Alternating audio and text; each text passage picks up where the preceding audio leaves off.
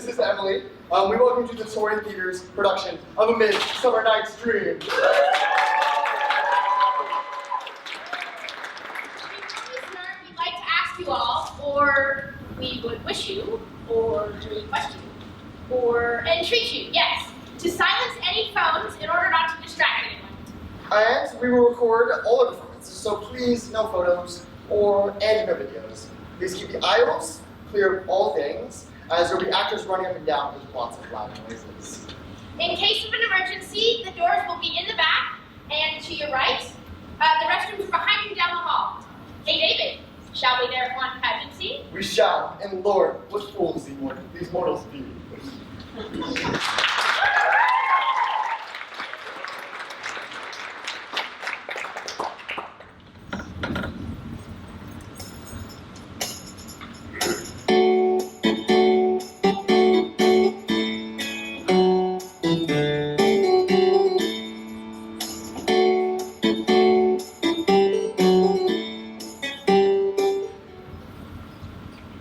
Now, fair Paulina, our nuptial hour draws on apace. 4 happy days bring in another moon. Thinks how slow this old moon waves. She lingers my desires, like to a step-day or a downward long living out a young man's revenue. 4 days will quickly steam themselves in night. 4 nights will quickly dream away the time. And then the moon, like to a silver boat in the heaven, shall be full for the night's first Monday. Go, for the straight. Awake the Athenian youth. Turn melancholy forth to funerals. The pale pity is not for our Paul. Paul, I wound thee with my sword. In one that I love doing the injuries. But I will wed thee in another key. Paul, with triumph, with revelry. Oh, how did Odysseus are renowned you? Thanks a bit, Aegeus. What's the news of thee? Full of vexation come I against my daughter, my child, Hermia. Stand forth, Demetrius.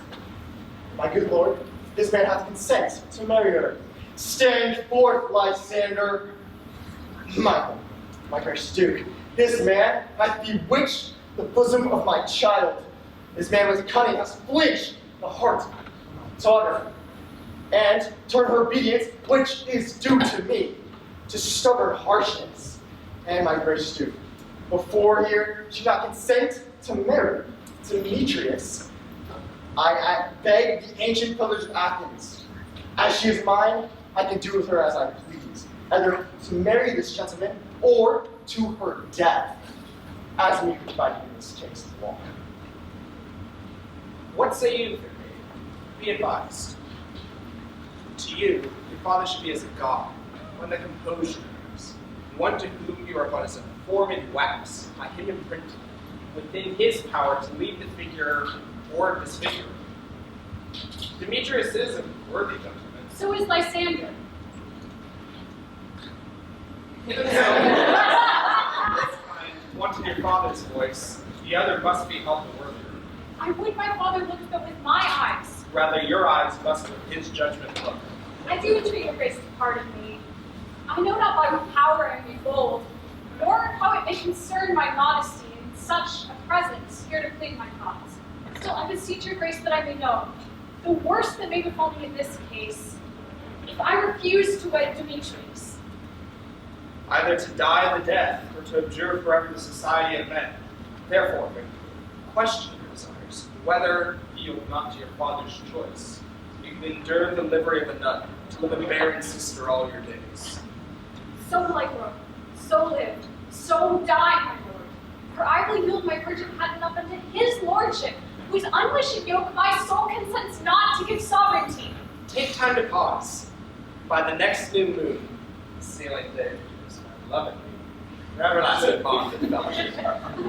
On that day, either prepare to die for disobedience to your father's choice, or else to wed Demetrius, as he would, or on Diana's altar to protest for high austerity and single life. Relent, sweet Hermia. Lysander, you like crazy title to my certain right. You have her father's love, Demetrius. Let me have Hermia's. True, he hath my love, and what is mine, my love shall render unto him. And as she is mine, I give all my rights unto Demetrius. My lord, I am as well derived as he is, as well possessed. My love is more than his. My fortunes every way, as fairly, if not with advantage, as Demetrius. And, which is more than all these boasts can be, I'm beloved of beauteous Hermia. Why would I not then prosecute my right? Demetrius, I will vouch it to his head. Made eyes at Eros' daughter, Hannah, and won her soul. And she, sweet lady, dotes, devotedly dotes upon this spotted and inconstant man. I must confess that I have heard as much, when Demetrius thought to have spoke thereof. But, being overfull of self-affairs, my mind then lives in it. But come, Demetrius, Aegeus, you shall go with me. Have some private schooling for you both. As for you, fair maid, look you arm yourself and fit your fancies to your father's choice, or else the will of Athens yield you up, which by no means you may extenuate, to death or to a vow of single life. And with grace we follow you.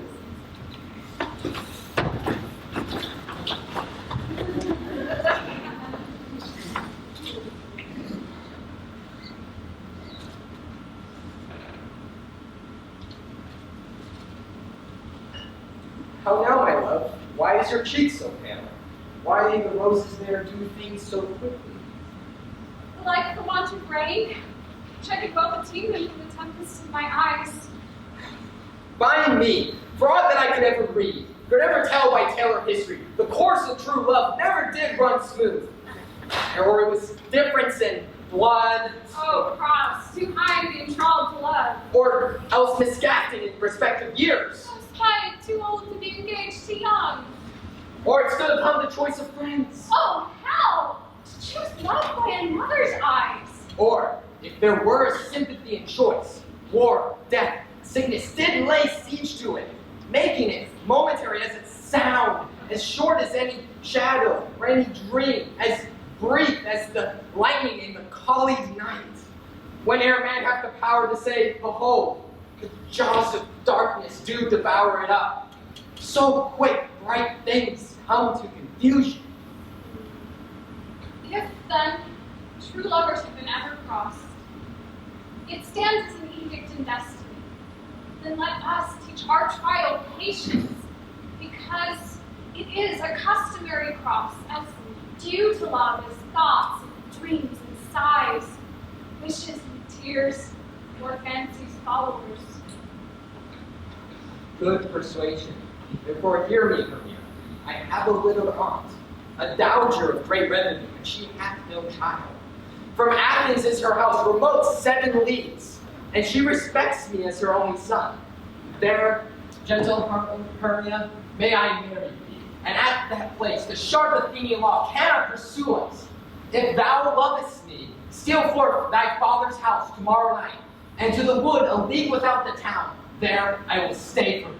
My good Lysander, I swear to thee by Cupid's strongest bow, by his best arrow with the golden head, by the simplicity of Venus' doves, by that which knitteth souls and prospers loves, by that fire which burned the Carthage queen when the false Trojan under sail was seen, by all the vows that ever men have broke, in number more than ever women spoke.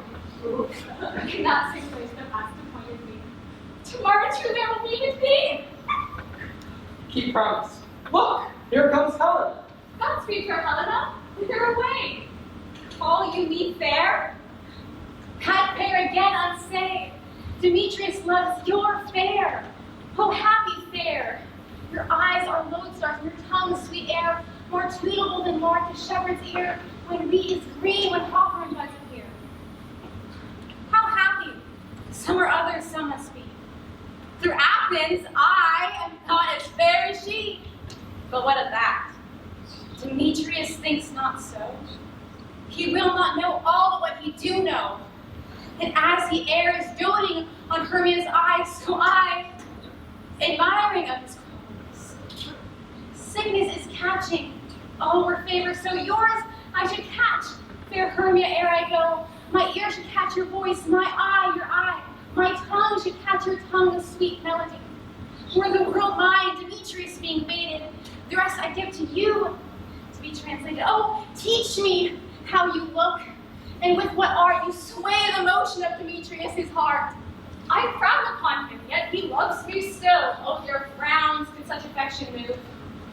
I give him curses, yet he gives me love. Oh, that my prayers can such affection move. The more I hate, the more he follows me. The more I love, the more he hated me. Spalding Helena is no fault of mine, none but your beauty. With that fault were mine. Take comfort. He no more shall see my face. Lysander and myself will fly this place. To you our minds we will unfold. When Phoebe doth behold her silvery visage across the baby grass, and decking the liquid pearl with braided glass, a time when mother's slights doth still conceal, through Athens' gates we devise to steal. And in the wood, where often you and I upon thick primrose beds were wont to lie, emptying our bosoms of their counsel sweet, there my Lysander and myself shall meet. And thence, from Athens turn away our eyes, to seek new friends, and stranger companies. Well speak thy fall.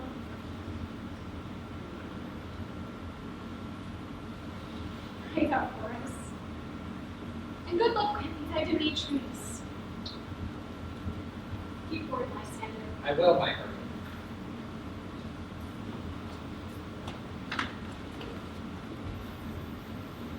Things base and vile, fully no quantity. Love can transpose to form and dignity.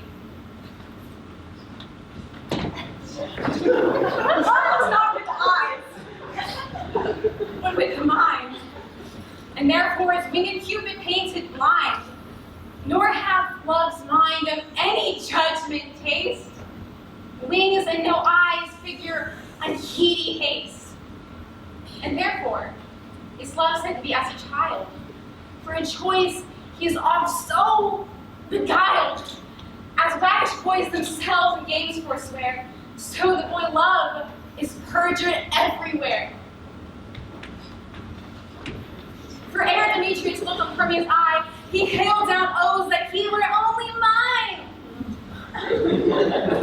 But when this hail some heat from Hermia felt, so he dissolved, and showers of oaths did not.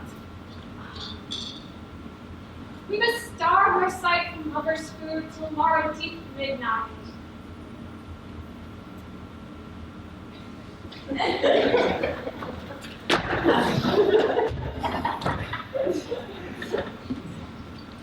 Helena, adieu. As you on him, Demetrius still taunting.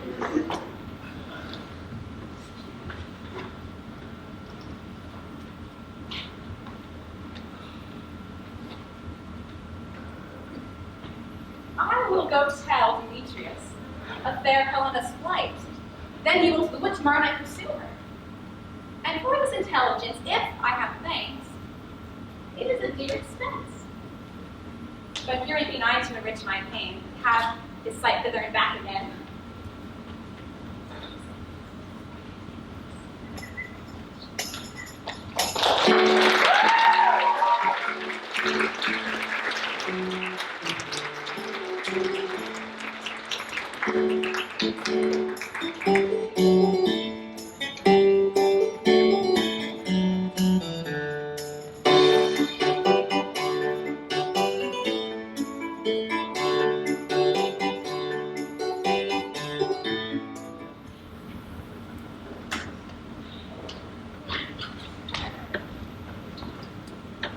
Is all our company here?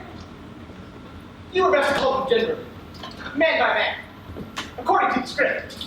Masters, here is the scroll of every man's name, which is thought fit, through all Athens, to plan our interview before the Duke and the Duchess on the wedding day at night. First, in good appearance, say what the play treats on, then read the names of the actors and so grow to a point. Mary, our play is the most lamentable comedy and most cruel death death of Pyramus and Thisbe. A very good piece of work, I assure you, Aunt Mary. Now, with your prince, call your actors work by the scroll. Masters, spread yourselves. Nick Bottom the Weaver. Ready? Name what part I am for, and proceed. You, Nick Bottom, are sent down for Pyramus. What is Pyramus? A lover? Or a tyrant? Lover that kills himself, most gallant for love. That will ask some tears in the true performing of it. Let the audience look to their eyes. I will move storms. I will condole with some measure. To the rest. Francis. Yet my chief humors were a tyrant. I can play Eros rarely, or a part to tear a cannon to make all split. The raging rocks and shimmering shocks shall break the locks of prison gates, and Phoebus' car shall shine from far, and make it mar the foolish face. Francis. This was lofty. Now name the rest of the players. Francis Flute. This is Earth's vein, a tyrant's vein. A lover's more condolling. Francis Flute, the bellows man here. Prince. You, Flute, must play Thisbe. What does this mean? Wandering knight. It is the lady that Pyramus must love. Say that. And I might find my face, let me play Thisbe too. I'll speak in a monstrous little voice. Thisbe. Ah, here it is. I found it here. Oh no. You play Pyramus and Flute, you Thisbe. Well, proceed. Robin Starveling the tailor. Here, Peter Quince. You must play Thisbe's mother. Tom Snout the tinker. Here, Peter You Quince. must take Pyramus' father on you. Myself, Thisbe's father, and Snug the joiner, you the lion's part. And I hope here is a play fitted. Have you the life of the game? Play it to me. Give me why. So, You may do it exemplary, for it is nothing but roaring. And let me play the lion's part too. I will roar that I will bring him as part good to hear me. I will roar that I will make the Duke say, let him roar again. Let him roar again. And you would do it too terribly. You would frighten the Duchess and the ladies, but they would shriek, and that were enough to hang us all.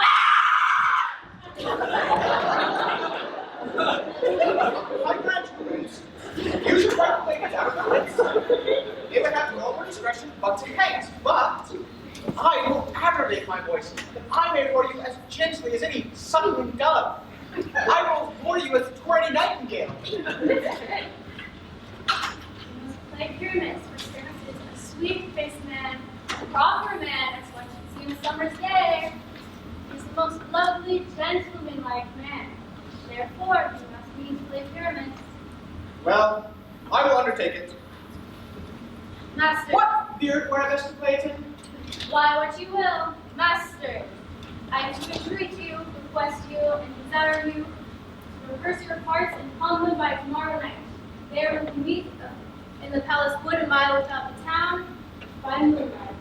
For to meet in the city we shall be daubed with company and our devices known. I pray you, fail me not. We will meet, and there we may rehearse both obscenely and courageously. Therefore, take pains, be perfect. Adieu. As to do so, we meet. Enough.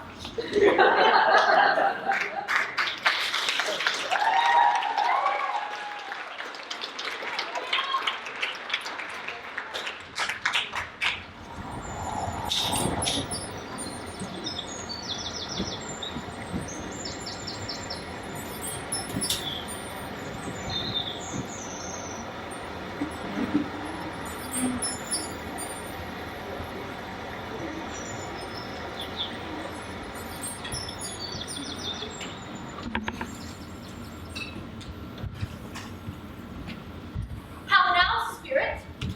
Whither wander you? Over hill, over dale, thorough bush, thorough brown, over park, over pale, thorough wood, thorough fire. I do wander everywhere, swifter than the moon's sphere. And I serve the fairy queen, to do her orbs upon her ring. The cowslips tall her patience be, in their eyelids spots you see.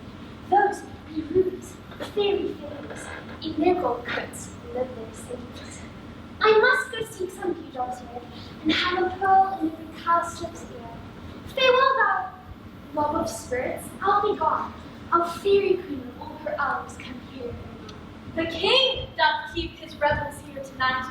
Take heed the queen cannot be in his sight, for Oberon is passing fell and wrath, because that she, as her attendant, hath a lovely boy, stolen from an Indian king. She never had so sweet a changeling, and Oberon would have the child, nigh to his train, to trace the forest wide. But she, perforce, withholds the lovely boy, crowns him with flowers, and makes him all her joy. And now they never meet in grove or green, by fountain clear or spangled starlight sheen.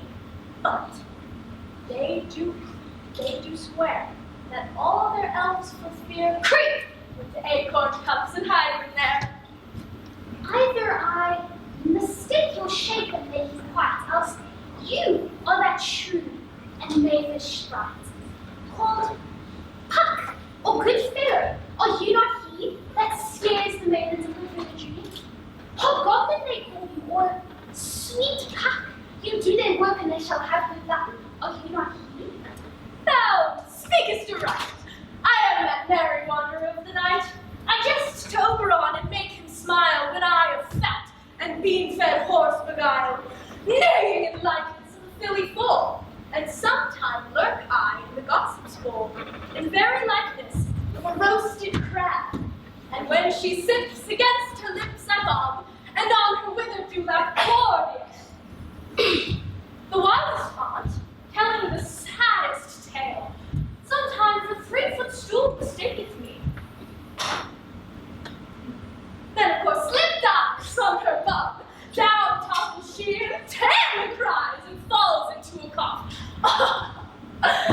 Then the whole choir holds their hips and laugh, and waxen in their mirth and knees, and swear a merrier hour was never wasted there.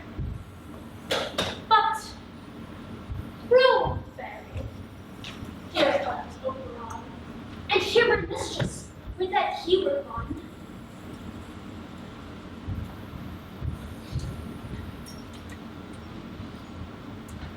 Till met by moonlight, proud Titania.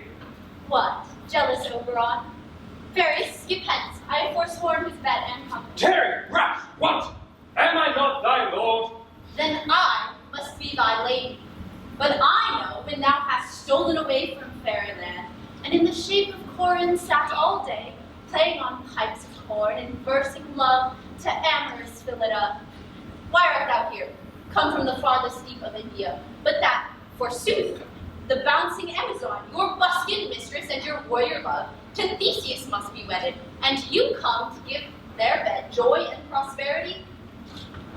How canst thou thus for shame, Titania, dance at my credit with the palter, knowing I know thy love to Theseus? These are the forgeries of jealousy, and never since midsummer spring met we in hill, dale, forest or mead, by painted fountain or by rushy brook, or on the beached margin of the sea, to dance our ringlets to the whistling wind, for with thy brawls thou hast disturbed our sport. Therefore the winds, hiding to us in vain, as in revenge, have sucked up from the sea contagious fogs, which, falling in the land, hath every pelting river made so proud, that they have overborne their continents. The ox hath therefore stretched his yoke in vain, the plowman lost his sweat, and the green corn rotten ere his youth attained a beard. The fold stands empty in the drowned fields, and crows are fatted with the murrain flock. The human mortals want their winter here. No night is now with him or peril blessed. Therefore the moon, the governess of floods, pale in her anger, washes all the air, that coronavirus does abound. And through this distemperature we see the seasons alter. Hoary-headed frosts fall in the fresh lap of the crimson rose, and on old pines thin and icy crown, an odorous chaplet of sweet summer buds is, as in mockery, set. The spring, the summer, the childing autumn, angry winter change their wonted liveries, and the maze of world by their increase now knows not which is which. And this same progeny of evil comes from our domain, from our dissension. We are their parents and original. Do you amend it then? It lies in you. Why should Titania cross her own ground? I do but beg the little changeling boy to be my henchman. Set your heart at rest. Fairyland buys not the child of me. His mother was a votress of my order, and full often has she gossiped by my side, and sat with me on Neptune's yellow banks, marking the embarking traders in the flood, when we have laughed to see the sails conceive and grow big-bellied in the water wind, which she, with pretty and the swimming gait, following her wound and rich with my young squire, would imitate and sail upon the land, to bring me trifles and return again, as from a voyage, rich with merchandise. But she, being mortal, of that boy did die. And for her sake do I rear up her boy, and for her sake I will not part with him. How long within this wood intend you stay? Perchance till after Theseus's wedding day.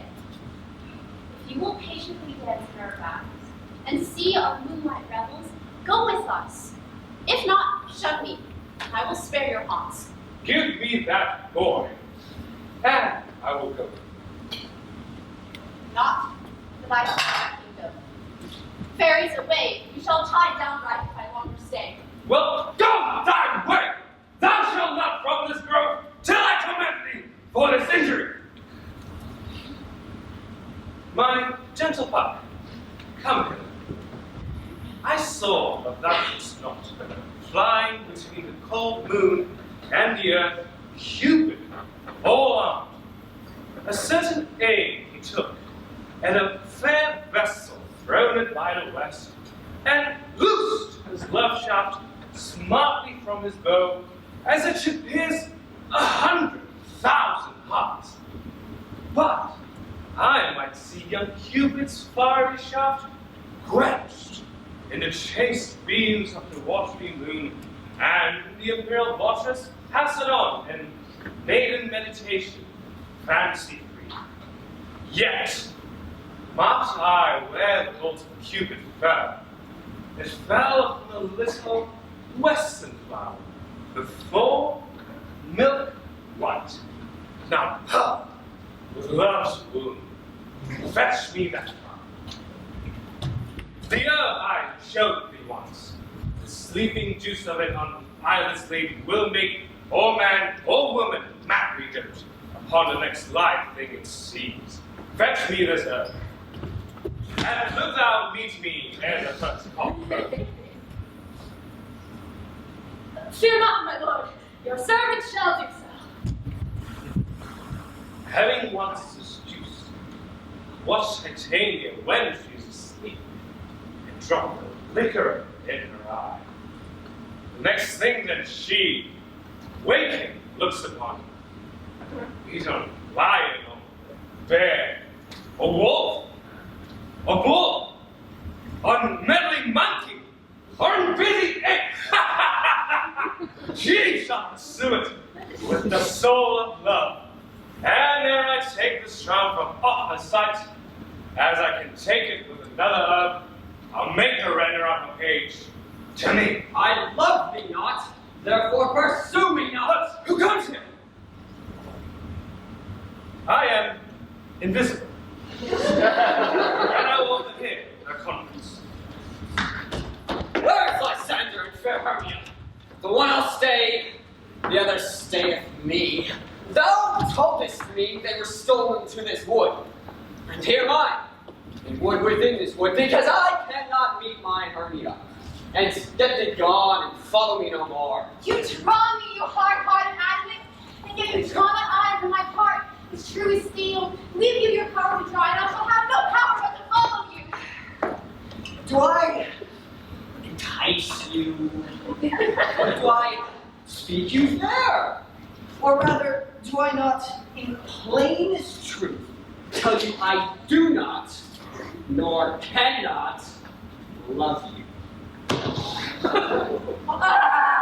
And even for that, do I love you more? I am your spaniel, Demetrius. The more you beat me, I will fawn on you. Use me as your spaniel. Spur me, strike me, neglect me, lose me. Only give me your leave. I'm worthy as I am to follow you. Not too much the hatred of my spirit, for I am sick when I do look on thee. And I am sick when I look not on thee. You do impeach your modesty too much. To leave the city and commit yourself into the hands of one that loves you not. To trust the opportunity of night and the ill counsel of a desert place with the rich worth of your virginity. Your virtue is my privilege. For that, it is not night when I face your face. Therefore, I think I am not a night, nor that this will like worlds of comfort for you and my respect are all the world. How then can it be said when all the world is here to look on you when you are here? Run from me and hide me in the brooks and leave me to the mercy of wild beasts. Wild have not such a heart as you. Run as you will, the story shall be changed. Apollo flies and Daphne holds the chase. The dove pursues the griffin. Smile high, me speech, catch the tiger. Bootless me with cowardice pursue and valor flag. I'll not stay my questions. Let me go, or if not follow me, do not believe, but I shall do thee mischief in the wood. Aye! In the temple, in the town, in the field, you do me mischief. Demetrius! Your wrongs do set a scandal on my sex. We cannot fight, for love has been made to. We should be wooed, and we're not made to woo. I'll follow thee! To make a heaven of hell, to die upon the hand I love so well.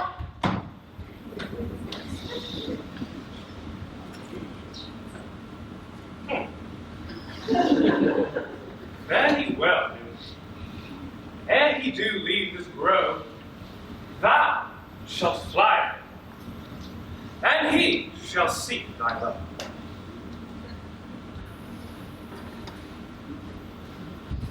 Hast thou the flower there? Welcome, wanderer. Aye, there it is. I pray thee give it to me. I know a bank where the wild thyme flows, where oxlips and a nodding violet grows, quite over canopied with luscious woodbine, with sweet moss roses, and with eglantine. There sleeps Titania sometime of the night. Ah, then these flowers dances and delight, and there the snake throws her enameled skin, weed wide enough to grab a fairy in, and with the juice of this, I'll strike her eyes and make her full of hateful fantasies. Take thou summer and seek through this grove. A sweet Athenian lady is in love with a disdainful youth. Anoint his eyes. But do it when the next thing he espies may be delayed. Thou shalt know the man by the Athenian garment he hath on, affected with some air, that he may prove more fond on her than she upon her love. And let thou meet me here.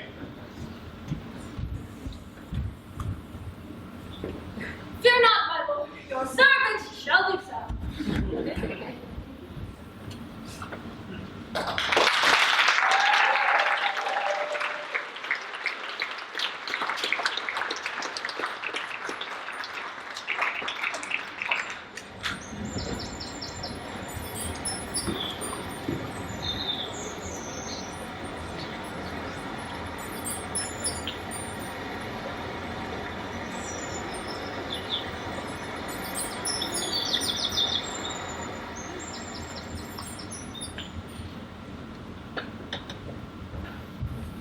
Play me now to sleep.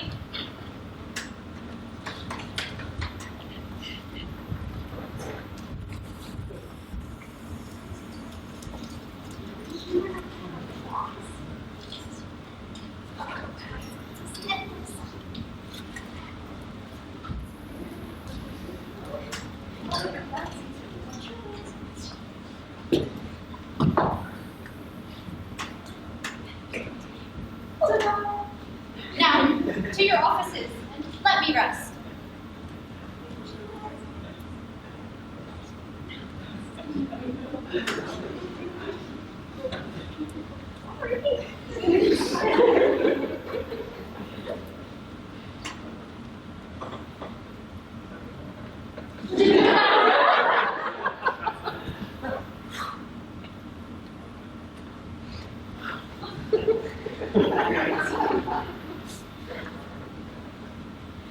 what thou seest, thou must think. Do it, for thy true love take. Love and language for his sake. Be it house, cat or bear, hard or boar with bristled hair. In thy eye that shall appear. When thou wakest, it is thy dear. Wake when some vile thing is near.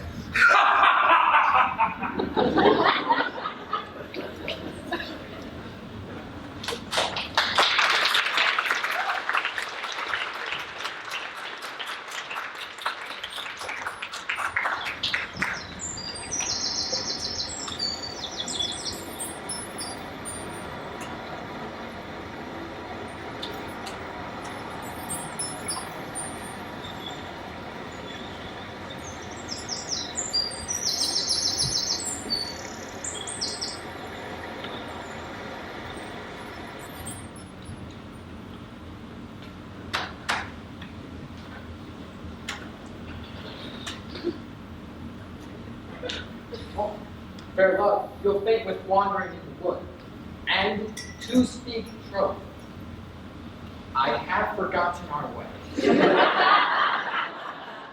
Let us rest us, Hermia, if you think it good, and tarry till the comfort of the day.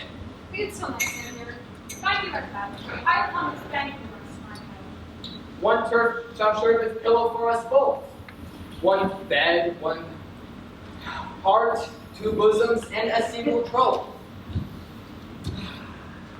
Nay, my Senator. For my sake, my dear, not further off yet. Do not lie so near. Oh, take the sweet sense, my love, of my innocence. Love takes the meaning in love's conference. I mean that my heart unto yours is knit, so one heart we make of it. Two bosoms interchained by oath, then two bosoms and a single troth. So then, by your side, no better we deny. For lying so, Hermia, I do not lie. You said your riddles very prettily. Now, much beshrew my manners and my pride, Hermia meant to say Lysander lie. But, gentle friend, for love and courtesy, not for the wrong, and human modesty, such separation as may well be said becomes a virtuous bachelor in the main. So far we live. And good night, sweet. My love, Neuroptics, will thy sweet life end. Amen. Amen to that fair prayer, say I. And so in life, when I in loyalty.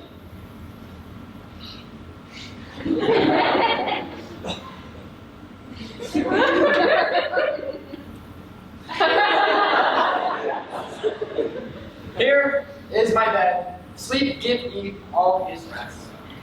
What hast thou wished? Who wishes I speak for?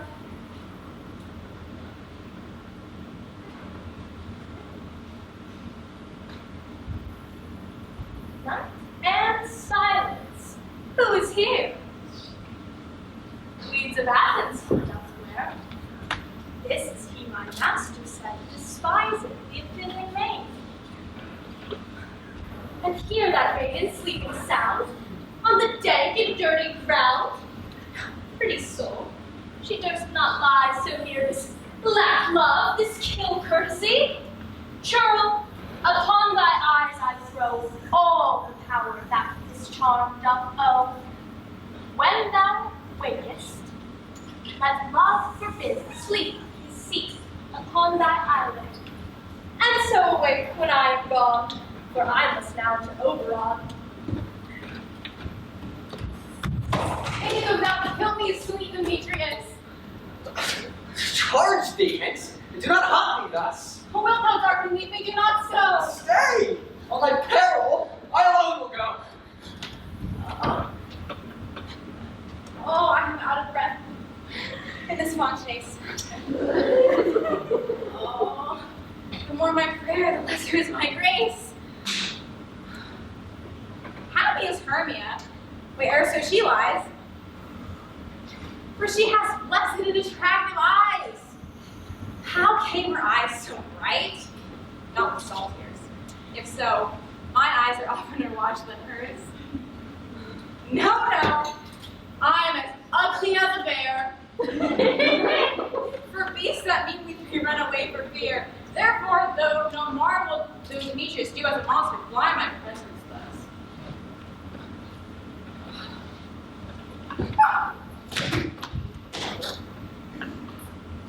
But who is here? Lysander? On the ground? Dead? Or asleep? No blood, no wound. Lysander, if you live, good sir. Oh, wait. And run through fire, I will bring thy sweet face. Transparent. Nature shows art, that through thy bosom lets me see thy heart. Where's Demetrius? Oh, how fit a word that his name is fit on my sword.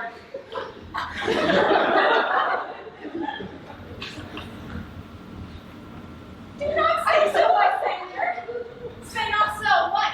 Though he love your Hermia? Or what though then? Hermia still loves you. Then be content.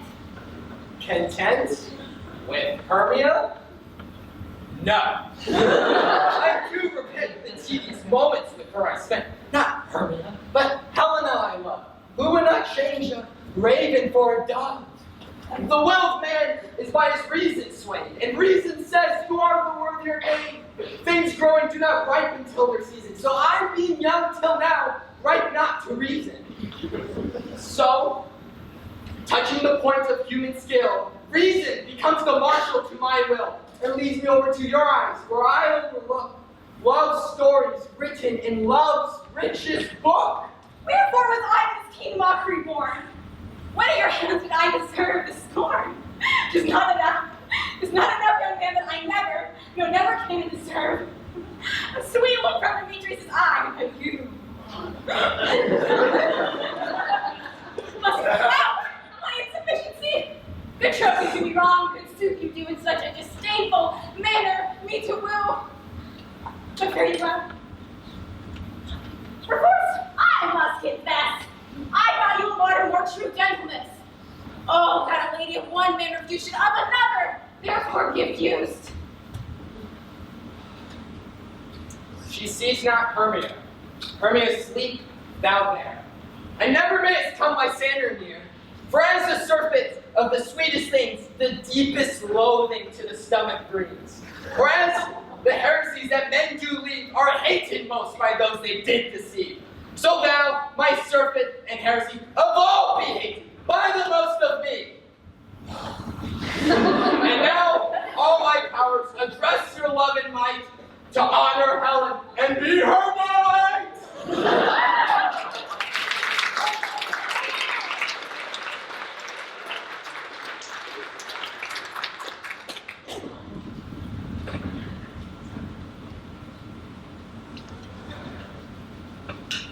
Help me, Lysander! Help me do thy best to let this glowing serpent from my breast. Oh, me. Pity. What a dream was here. Lysander, look how I do quake with fear. Methought a serpent ate my heart away. And you sat, smiling at his cruel prey. Lysander! What removed? Lysander! Lord! Went out of him? Gone? No sound? No word? Alack, where are you? Speak and if you hear! Speak of all lives! I swoon almost with fear.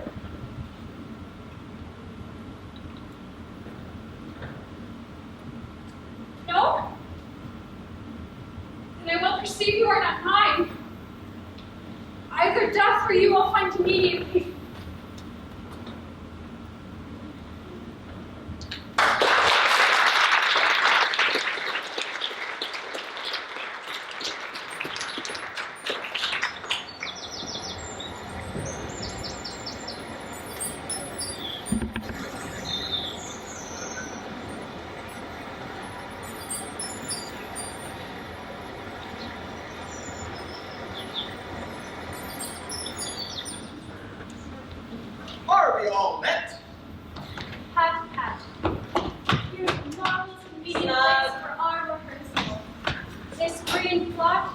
stage, this popcorn crate we're retiring house. And we will do it in action as we will do it before the Duke. There are things in this comedy of Pyramus and Thisbe that will never please.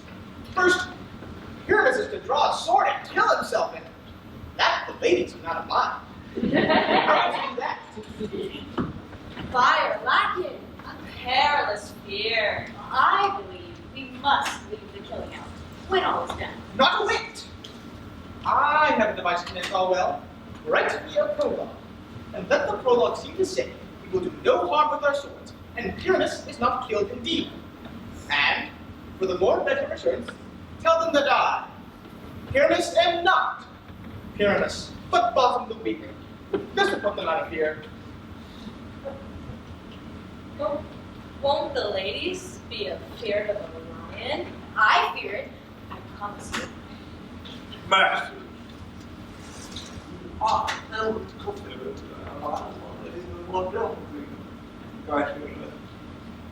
For the now more fearful wildfire, and the art of Therefore, another prologue must know that he is not a lion. Nay, you must name his name, and half his face must be seen through the lion's neck, and he himself must speak through, saying thus, to the same effect. Ladies, fair ladies, I would wish you, or I would request you, or I would entreat you not to fear, not to tremble, my life for yours. If you think I come hither as a lion, it were pity of my life. No, I am no such thing. I am a man, as other men are. And there indeed, let him name his name, tell them plainly he is not the joiner. Well, it shall be so, but there is another thing. There must be a wall in the great chamber, for Pyramus and Thisbe says the story did talk through the chink of a wall. You cannot have a wall. What say you, Lotta? Well, some man or other must present wall. Let him have some rough cast or some plaster or some loam about him to signify wall. His fingers thus, and through that cranny shall Pyramus and Thisbe whisper. Come, every mother's son, sit down and first your parts. Pyramus, you begin. When you have spoken your speech, enter into that break, and so everyone according to their cue. What heaven holds but heaven swaggering here? So near the cradle of our fairy queen. What? A play tour? I'll be an auditor, an actor too, perhaps, if I see cause. Pyramus, begin. Thisbe, stand forth. Thisbe! The flowers of Odious' savor sweet. Odors, odors! Odors, savors sweet. So hath thy voice, my love. But hark, a voice. Stay thou up here a while, and by and by I will to thee appear. An aeroplane here.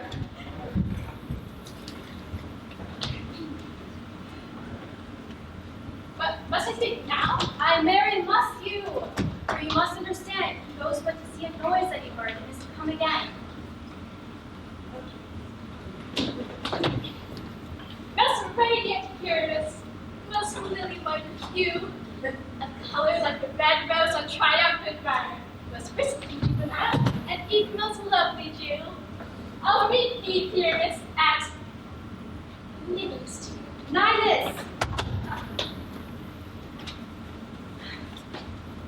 Pyramus, your cue is past. It is never tired. Oh, as true as horse, that yet never tired. I will only die.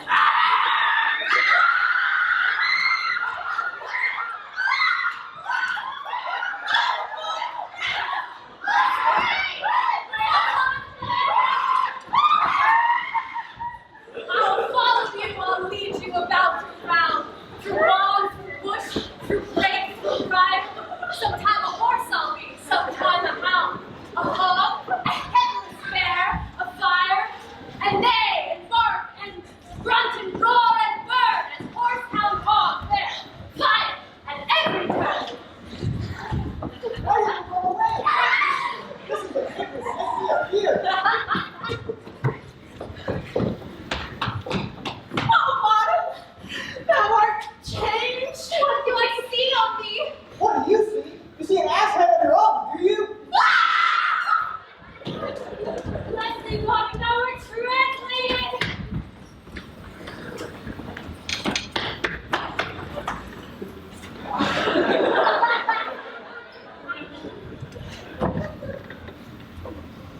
me there, neighboring.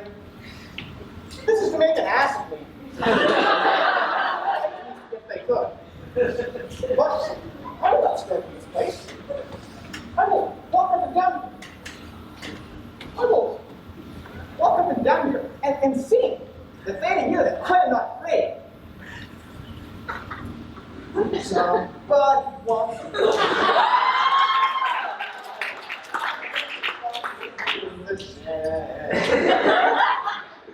What angel whips me from my flowery bed? with a finger and a thumb and a shake. The years start coming and they don't stop coming.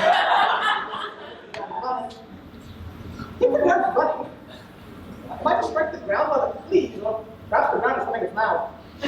I pray thee, gentle mortal, sing again. My ear is much enamored to thy note, so mine eye rolleth to thy shape, and thy virtue's force, perforce, doth move me to say on the first view, to swear, I love thee. Methinks, mistress, you should have little reason for that. And yet, to say truth, reason and love keep little company together nowadays. Look what the pity, some honest neighbors won't make them friends. Thou art as wise as thou art beautiful. Not so hard to do. But if I have enough to get out of this wood, I have enough to serve my own friend. Out of this wood, do not desire to go. Thou shalt remain here whether thou wilt or no. I am a spirit of no common race. The summer still doth tend upon my state, and I do love thee. Therefore, go with me. I'll give thee fairies to attend on thee, and they shall fetch thee jewels from the deep, and sing while thou on festive flowers dost sleep. And I shall purge thy mortal grossness so, that thou shalt like an airy spirit go.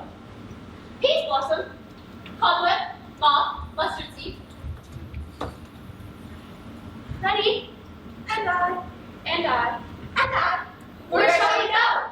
Be kind and courteous to this gentleman. Hop in his walks and gamble in his eyes. Feed him apricots and dewberries, with purple grapes and green figs and mulberries. The honey bags steal from the humble bees, and for night tapers crop their waxen thighs and light them by the fiery glowworm's eyes, to have my love to bed and to arise. And pluck the painted wings from butterflies, to fan the moonbeams from his sleeping eyes. Nod to him else, and do him courtesies. Hail, mortal! Hail! Hail! Hail! I beseech your worship's mercy. Heartily. I beseech your worship's name. Peace blossom. Ah, I pray you, commend me to Mistress Swat, your mother, and Master Peascod, your father. Your name, I beseech you? Kappa. I shall desire you more acquaintance, Mistress Coppa. If I cut my finger, I shall make bold of you.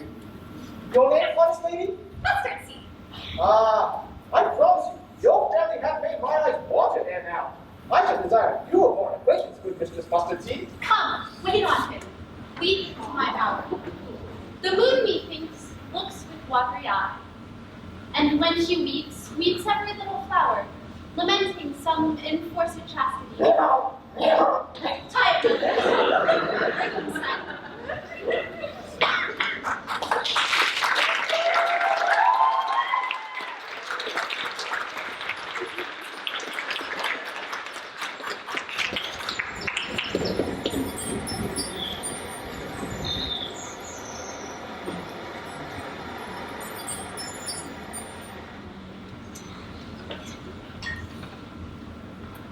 I wonder if Titania be waked. Then what it was that next came in her eye, which she must dote on, in extremity. Here comes my messenger. How now, my spirit? What night will now about this haunted grove? My mistress, with a monster, is in love!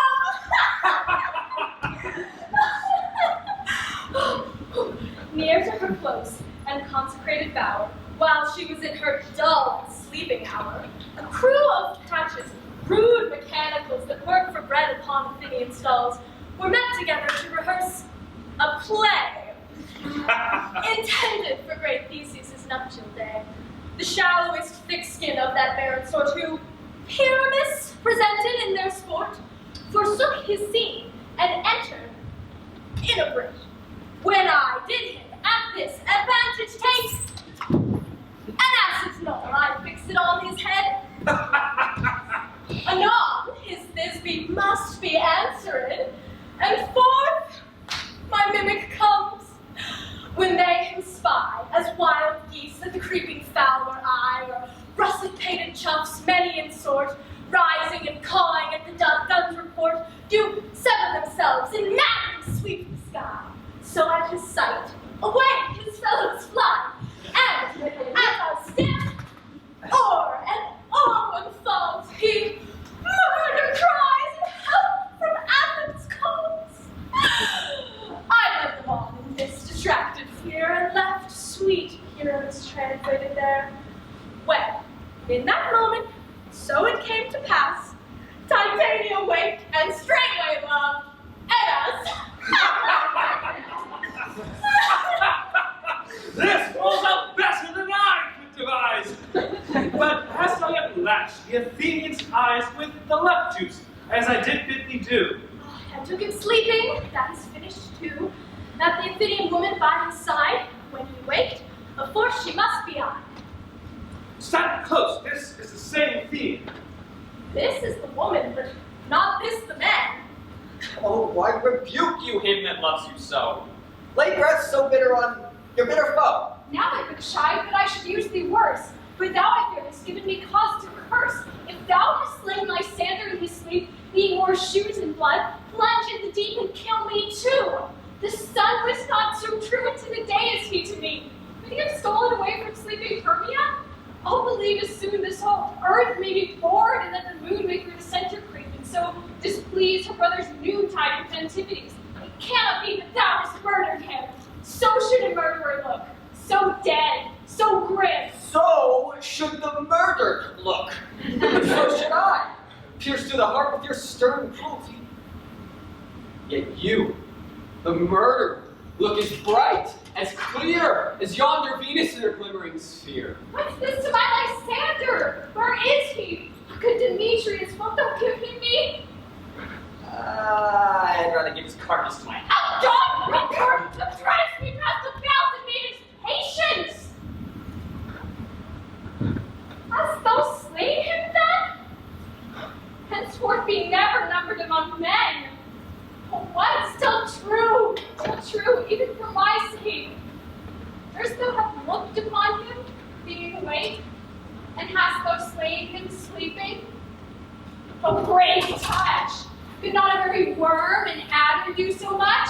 An adder did it, for with doubler tongue than thine, thou serpent, never adder stung. You spend your passion on a misprized mood.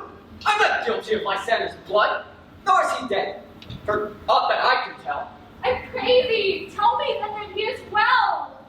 And if I could, what should I get therefore? A privilege. Never to see me more, and from thy hated presence part I so. See me no more, whether he dead or no. There's no following her in this fierce vein. Here therefore for a while I will remain. To sorrow's heaviness doth heavier grow. Make forever sleep that sorrow does not. Now in some slight measure it will pay. For his tender here I make some say. What hast thou done? Thou hast mistaken quite, and laid the lovers on some true love sight. Of thy misprision must perforce ensue. Some true love turn and not a false, turn true. Then fate o'errules that one man holding troth, a million fail, confounded oath on oath. About the wood till swifter than the wind, and Helen of Athens looked thou fine. Whole fancy 6 years and pale of tear, with sighs of love, cost of fresh blood dear. By some illusion see thou bring her here. I'll charm his eyes again, she do appear. I go, look how I go, swifter than an arrow from heart itself. flower of this purple dye, hit with Cupid's archery, sink in the apple of his eye. When his love he doth espy, let her shine as gloriously as Venus of the sky. When thou wakest, if she be mine, beg of her.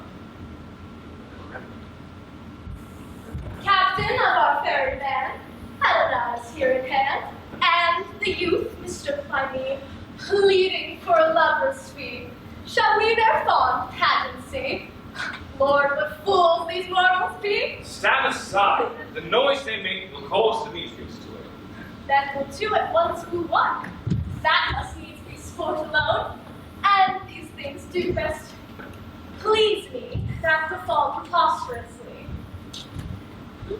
Why should you think I should woo and scorn? Scorning to rich and never come in tears. Look, when I vow, I weep, and vows so born in their nativity, all truth appears. Why do these things in me seem scorn to you, when bearing the badge of faith to prove them true? You do advance your cunning more and more. When truth kills truth, oh, devilish holy freight, these vows are Hermia's. Will you give her o'er? Weigh truth with truth, and nothing you will weigh. Your vows to her and me, put into scales, will even weigh both as light as tails. I had no judgment when to her I swore. No, not in my mind, that you give her o'er. Demetrius loves her, and he loves not you. Whoa, Helen! Goddess! Perfect divine! What my love shine! Crystal is nutty. Oh, how ripe and show thy lips! Those kissing cherries tempting grow! Oh, let me kiss this princess of pure white, this seal of bliss! Who's mine? Oh, hell! I see you all are bent to set against me for your merriment. If you were civil and you courtesy, you would not do me thus much injury. If you are men, as men you are and show, you would not use a gentle lady so to bow and swear and super praise my parts, when I am sure you both hate me in your hearts. Can you not hate me, as I know you do, but you must join in souls to mock me too. A trim exploit, a manly enterprise, to conjure tears in a poor maid's eyes, with your derision. You are unkind, Demetrius. Be not so, for you love her in this, you know, I know. And here now, with all goodwill, with all my heart, of Hermia's love I yield you up my part, and of Helena's to me be queen, whom I do love, and will do to my death.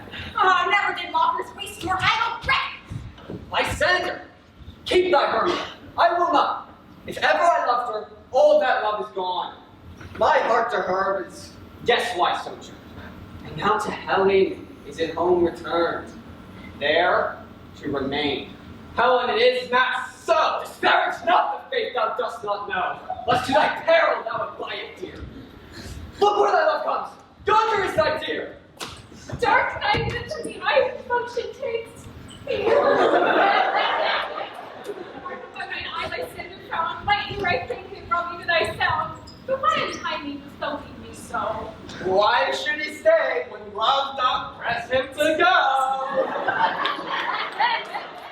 My son. Lysander's love would not let him mind fair Helen, who more engilds the night than all yon fiery oaths and eyes of light.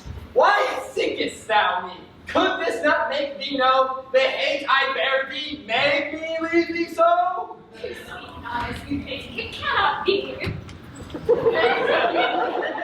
Oh, she is one of the Confederacy. Now I perceive they can join all three to fashion this false scorn in spite of me.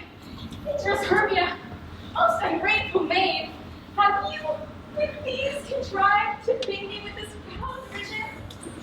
Is all the counsel we have shared, the sisters' vows, the hours we have spent, when we have tried that hasty put in time of parting? Oh, it's all forgotten. All school-days friendship, child innocence. We, Hermia, like two artificial gods, with our needles created both one flower, the only ones who were sitting on one cushion, both working garland of one song, both in one tune, as if our hands, sides, voices, and minds had been incorporated. So we grew together like two double cherries, seeming parted, but yet a union in partition. Two lovely berries molded on together. So two sitting bodies, but one heart. Dew of the same like coats, and hails we crowned with one, and crowned with one crest. And now will you join with men? Will you rent our ancient love asunder, join men in scorning your poor friend? I am amazed at your words. I scorn you not. It seems that you scorn me. Have you not set Lysander in scorn? To follow me and praise my eyes and face? And have you not set your other love, Demetrius, who even now would spurn you with his foot, to call me goddess, nymph, divine, rare, precious, celestial? Wherefore speaks he this to her he hates? And wherefore doth Lysander deny your love so rich within his soul and tender me, forsooth affection? But by your consent, what though I not be so in grace as you, so looked upon with love, so fortunate, but miserable most, to love unloved? This you should pity rather than despise. I understand not what you mean by this. I do persevere, counterfeit sad looks, make mouths upon you when I turn my back. This sport well carried shall be chronicled. But if you have any pity, grace, or manners, you would not make me such an argument. But fare you well. 'Tis partly my own fault, with death or action shall soon remedy. Fair Helena, hear my excuse, my love, my life, my soul. Oh, Fair Helena. Excellent! Wait, do not scorn her so. If she cannot entreat, I can compel. You cannot compel as much as she can entreat. Thy threats have no more strength than her weak prayers. Helena, I love thee. By my life I do. I swear, by all that which I will have to lose, to prove him false that says I love thee not. I say I love thee more than he can do. If thou hast said so, withdraw, prove it too. Quick, come. Lysander, where to tense all this? No, he'll seem to break loose. Take on as you would follow. Yet, come not. You are a tame man. Go! Oh, enough thou cat, thou bird, vile thing, let loose. I will shake thee from me like a serpent. Why are you grown so rude? What changes this sweet love? Thy love? Out, tawny totter! Out! Out! Potion! Hence! Do you not jest? Yes, sooth, and so do you. Demetrius, I'll keep thy word. I would I had your bond. Perhaps a weak bond holds you. I'll not trust your word. What? Should I hurt her? Strike her? Kill her dead? Although I hate her, I shall not harm her so. What? Can you do me greater harm than hate? Hate me. Wherefore?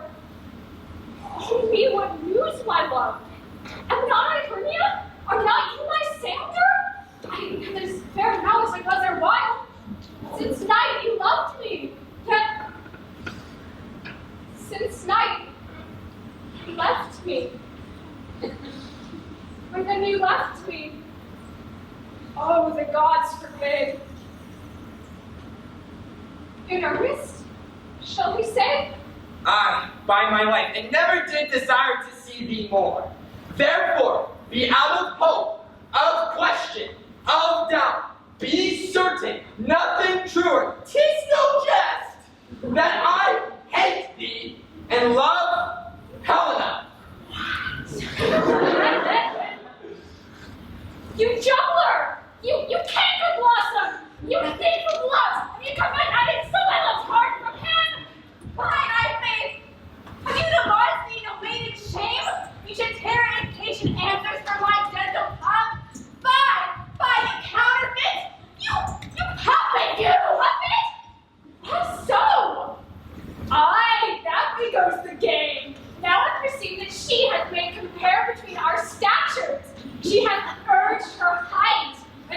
personage, her tall personage. She hasn't failed with him.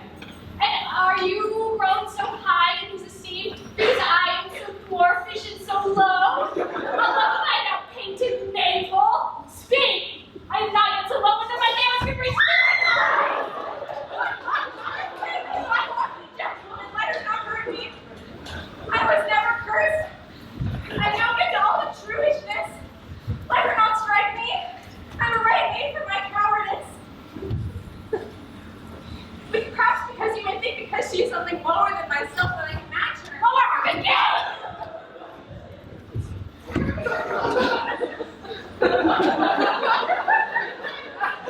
Oh, when she is angry, she is keen and shrewd.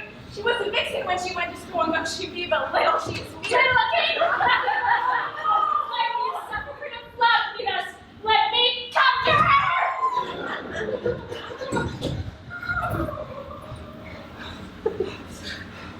Get you gone, you dwarf!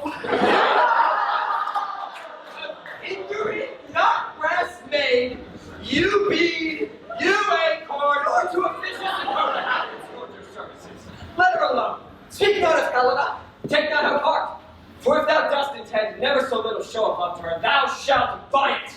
She holds me not now. Come, scene of thy rank, of thine or mine, is most of it Helena. Follow. Nay, I'll go with thee. She You, mistress! All this coil is long of you! Nay, go not back! No, I no one feels you no longer stay in your cruise company. My legs, your arms are afraid my legs no longer than to run away! Ah!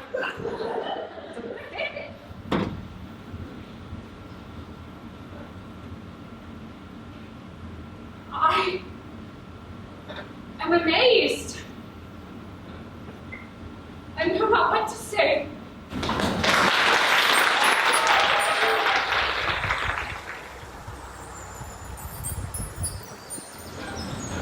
This is thy negligence!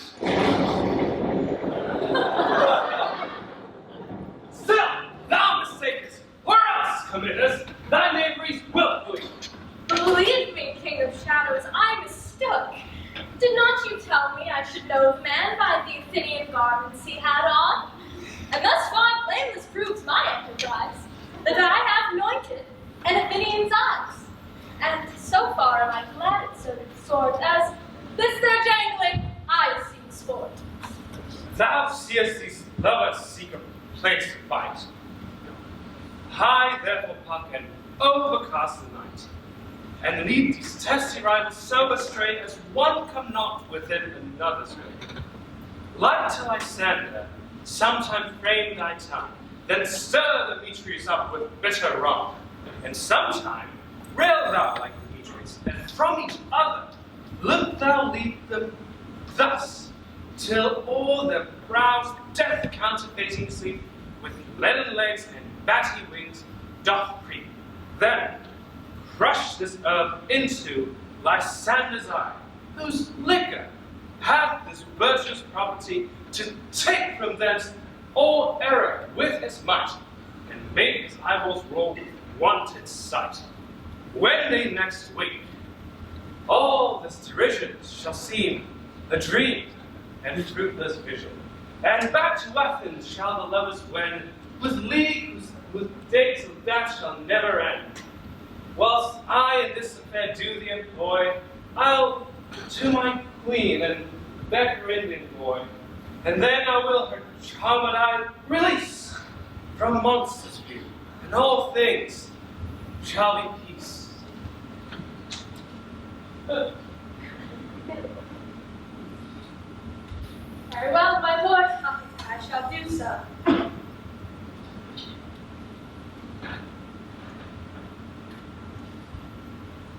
Up and down, up and down. I will lead them up and down. I'm feared in field and town. Goblin lead them up and down. Here comes one. Where art thou, proud Demetrius? Speak thou now. Here, villain, drawn and ready. I'll be with thee straight. Follow me then, to play your crowd.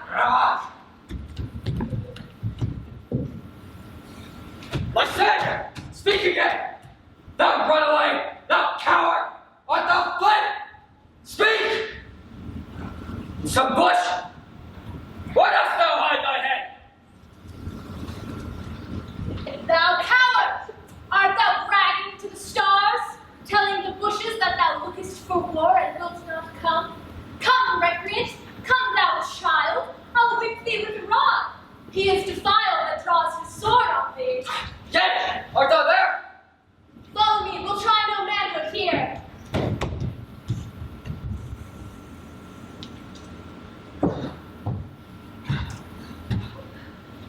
He goes before me and dares me on, and then when I come where he calls, then he is gone. That villain is much faster footed than I. I follow fast, and faster he did fly, and lead me to dark and uneven way, and here let me rest. Come thou, gentle day, and show me just once of thy great light, where I'll find not Demetrius, and I will revenge this fight. Ooh. Ho ho ho, coward, why comest thou not? Abide me, if thou darest. For well I wot, thou runnest before me, shifting every place, and dost not stare nor look me in the face. Where art thou now? Come hither, I am here. Nay, then thou mockest me. Thou shalt find this dear, if ever I thy face by daylight see. Now go thy way. Fateness constraineth me to measure out my length on this cold bed. My day's approach. Look to be visited.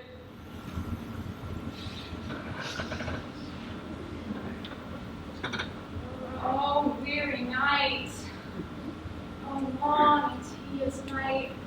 Abate thy hours, shine comforts from the east, that I may back to Athens by a day like these from my poor company to test. And sometimes sleeps that shuts up sorrow's eye might steal me away from mine own company. Yet but three, come one more. Two of both kinds makes up four. Here she comes, cursed and sad. Cupid is a knavish lad, thus here poor females mad. Never so weary, never so in woe. Dabbled with the dew, torn with briars. I can no further crawl, no further go. My legs can keep no pace with my desires. Here will I rest me till the break of day. Heaven shield Lysander if they need a pray.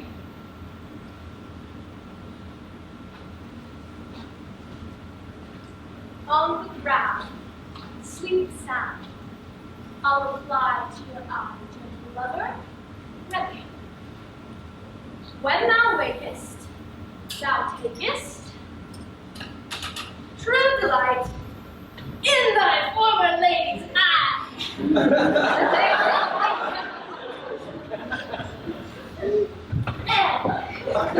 Country properly known, that every man shall have his own, in your waking shall be shown. Jack shall have Jill, not shall go ill, and all shall be well.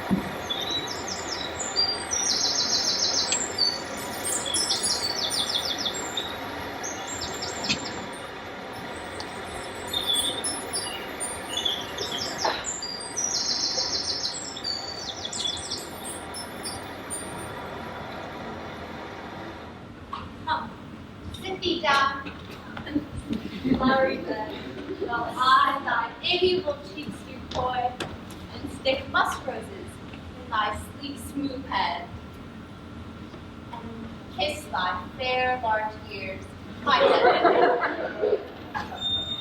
Where's Peasball? Here. Scratch my head, please, Bossy. Where's Mistress Cobweb? Ready? Mistress Cobweb, good mistress. Get you your weapon in your hand and kill me. Ooh. A red-headed tumblebee on the top of the thistle. And bring me the honey bag, mistress. And, good mistress, have it there, the honey bag, bread now. I would be loath to see you overflowing with the honey bag, Senora. Where's Mistress Mustard Seed? Ready? Mistress Mustard Seed, I pray you, give me thy leave. I pray you, leave your courtesy. What's your will? Nothing, good mistress, but to help Mistress Pease wasn't scratch. I was to the barber today, mistress. For I am marvelous hairy about the face, and I am such a tender ass. When my hair gets a tickle, I must scratch. Say, sweet love, what thou desirest to eat. Truly, I'm having proud. I could punch a good dry oats. Methinks I have a great desire for a bottle of hay. Good hay, sweet hay, hath no fellow. I am a venturous fairy that shall seek the squirrel's hoard and fetch thee new nuts. I would rather have a handful or two of dried peas, but I pray you, let none of your people stir me, for I have an exposition. Ooh, well, sleep come upon me. Sleep then, and I will wind thee in my arms. Fairies, be gone, and be always away. So doth the woodbine, the sweet honeysuckle gently entwist. The female ivy, so it brings the barky fingers of the elm. Oh, how I love thee, how I dote on thee. Welcome, good servant. Seest thou the sweet sight? Don't it now, I do begin to pity. For meeting of late behind the woods, seeking sweet favors for this hateful fool, I did upbraid her and fall out with her. For she, his hairy temples then, had rounded with carlet of fresh and fragrant flowers, and that same dew which sometime on the buds were wont to swell and brown, and orient pearls stood now within the pretty flowerets' eyes like tears that did their own disgrace bewail. When I had my pleasure taunted her, and she in mild terms begged my patience, I then asked of her a changeling boy, which straight she gave me, and her fairy sent to bear him to my bower in fairyland. Now I have the boy. I will undo this hateful imperfection of her eyes. And, gentle Puck, take this transformer skull from off the head of this Athenian swain, that he, awaking when the other do, may all to Athens back again repair, and think no more of this night's accidents, but as the fierce vexation of a dream. But first I will release the fairy queen. Be as thou wast wont to be, see as thou wast wont to see. Diane's bud of Cupid's flower hath such force and blessed power. Now might I take, wake you, my sweet queen. My Oberon, what visions have I seen? Methought I was enamored of an ass. That's the love. How came these things to pass? Oh, how mine eyes do loathe his visage now. Take off this head. Now, thou and I are new in amity, and will tomorrow midnight solemnly dance and do feasts of ours tranquilly and blessed to all fair prosperity.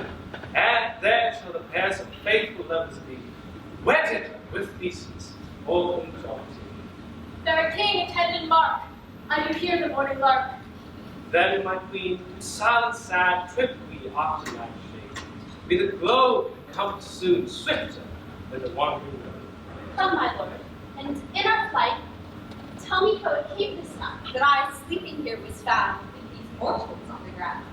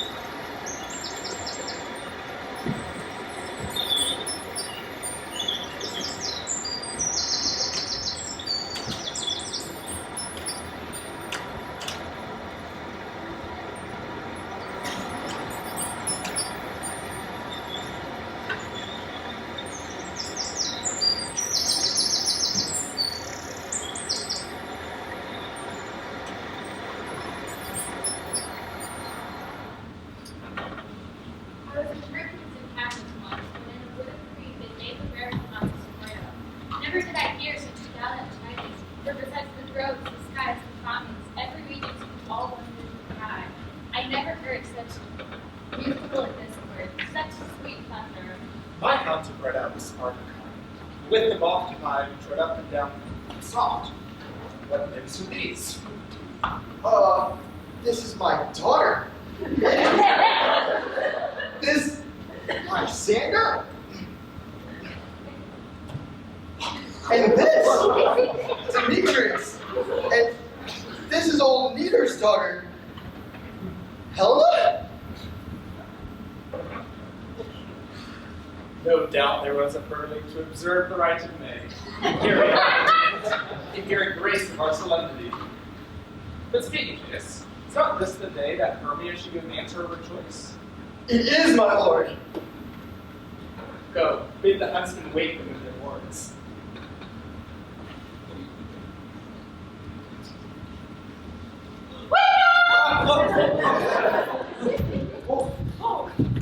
Good morrow, friends. St. Valentine is past. Begin these wood birds but to couple now? Pardon, my lord. I pray you all stand up. I know you two are rival enemies. How comes this gentle concord in the world, that hatred is so far from jealousy as to sleep by hate and fear no enmity? My lord, I shall reply amazingly, half speaking, half wicked. But as a gent, I swear I cannot truly say how I came here. but as I think, so truly what I speak, and so as if he thinks of me, so it is. Well, enough, my lord. You have heard enough.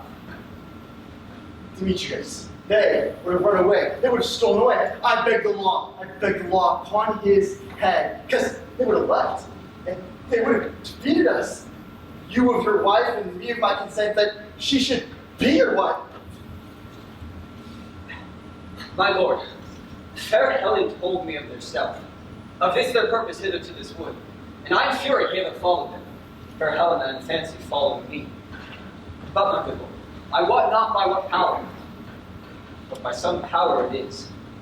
My love to Hermia, melted as the snow, seems to me now as the remembrance of an idol god, which in my childhood I did dote upon.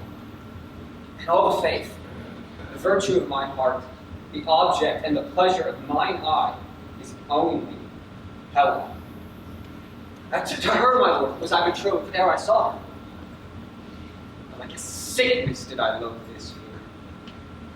But as it hath come to my natural taste, now I do wish it, love it, long for it, and will forevermore be true to. Fair lovers, you are fortunately met. This discourse you more will hear anon. Aegeus, I will overbear your will. For in the temple by and by, these couples shall eternally be knit. That's small.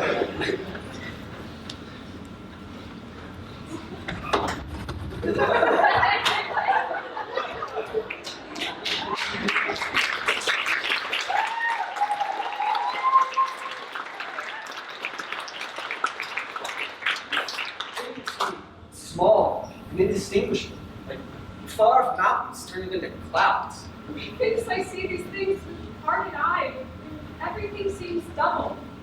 And so methinks I found Demetrius like a jewel, mine own and not mine own. Are you sure that we are awake? It seems to me that yet we sleep, we dream. Do not you think the Duke was here to bid us follow? Yea, and my father, and Hippolyta. And he did bid us to follow him to the temple. Why then, we are awake. Let's follow him. And by the way, let us recount our dreams.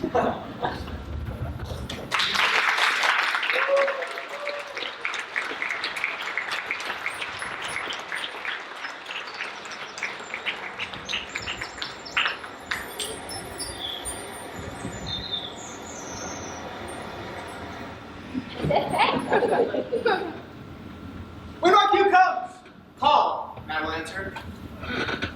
My next is most fair Pyramus. Hey ho! Peter Prince. Who's the bellows nigger? Snub? Snout? The last one? God's my life! Stolen handsome. Left me asleep. I have had a most rare vision. I have had a dream past the wit of man to say what dream it was. Man is but an ass if you go about to expound this dream. Me thought I was, and there's the man to tell it. Me thought I was, and me thought I had. But man is but a patch of fool if you offer to say what we thought I had. The ear of man hath not seen, the eye of man hath not heard. Man's hand is not able to taste, his tongue to conceive, nor his heart to report what my dream was. I will get Peter Quince to write me a ballad of this dream. It shall be called Bottom's Dream, because it hath no bottom. And I will sing it before the Duke. Peradventure, to make it the more gracious, I will sing it at her death.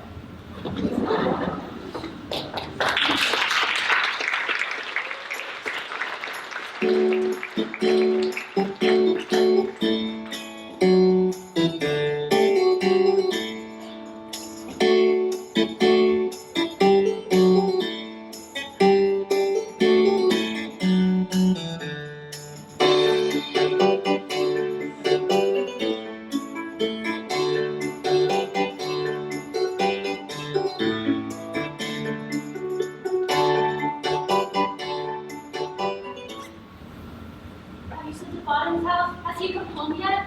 He cannot be heard of. Out of doubt, he is transported. If he come not, the plan is marred.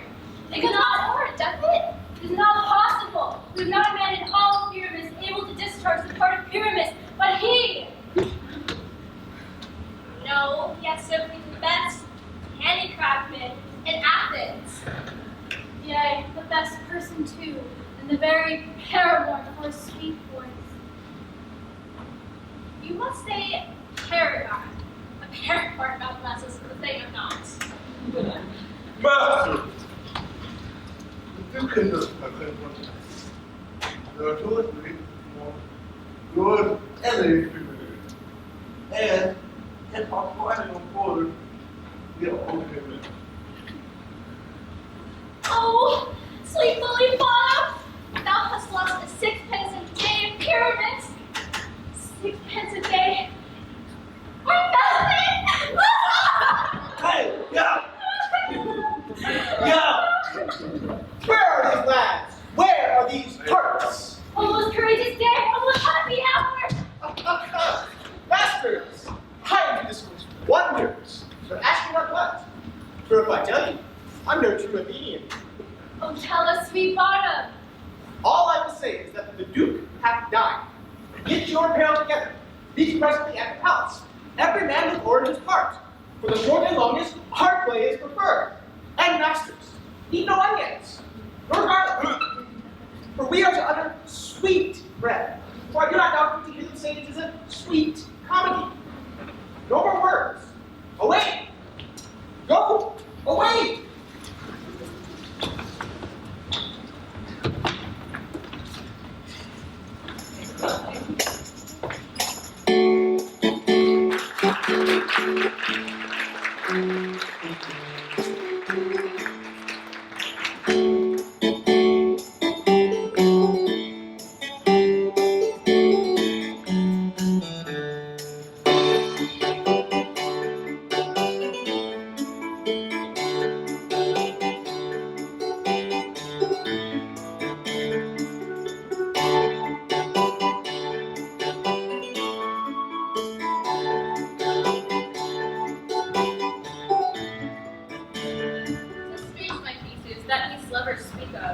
More strange than true.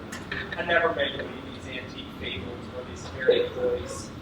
Lovers and madmen have such seething brains, such shaken fantasies, to apprehend more than cool reason ever comprehends. The lunatic, the lover, the poet, from imagination all compact.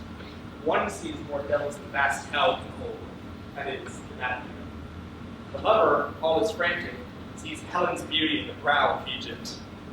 The poet's eye, that fine frenzy rolling, that glance from heaven to earth, from earth to heaven, as imagination bodies forth the forms of things unknown. The poet's pen gives them shape, turns airy nothing to local habitation in a place. Such tricks hath strong imagination that, but apprehend some fear, and comprehend some breeder of that fear. For in the night, imagining some fear, how easy is a bush supposed to bear? But all the story of the night told over, and all their minds just figured stuff together, one witnesses and fancies images, and grows to something of such great constancy, howsoever strange enough. Here come the lovers, full of joy and mirth. Joy, gentle friends. Joy and fresh days of love accompany your hearts. More to us in your royal walk, your board, Your bed. Come now, what rebels reckon? Is there no play to ease the anguish of a torturing hour? Call Philoster. You're right, Theseus. Say what abridgment have you in here this evening? What mask? What music? How shall we beguile the lazy time, if not with some delight? There are... How many sports are right? Make choice which your highness will see first.